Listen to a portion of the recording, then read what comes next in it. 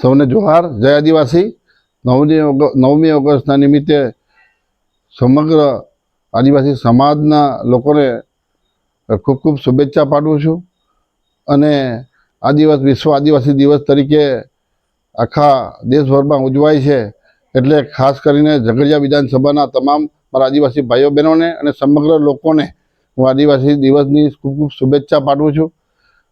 અને આ દિવસે હું સમાજના લોકો જે ભાઈઓને હું કહેવા માગું છું કે આપણે જે ખોટા ખર્ચા થઈ રહ્યા છે એ ખર્ચા ઉપર આપણે અંકુશ મેળવવાની જરૂર છે અને વ્યસનથી દૂર રહેવાની જરૂર છે।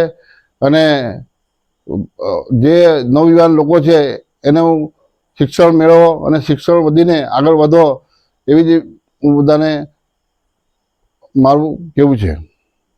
ફરીથી હું સમગ્ર આદિવાસી સમાજના લોકોને હું ખૂબ ખૂબ વિશ્વ આદિવાસી દિવસના નિમિત્તે ખૂબ ખૂબ શુભેચ્છા પાઠવું છું।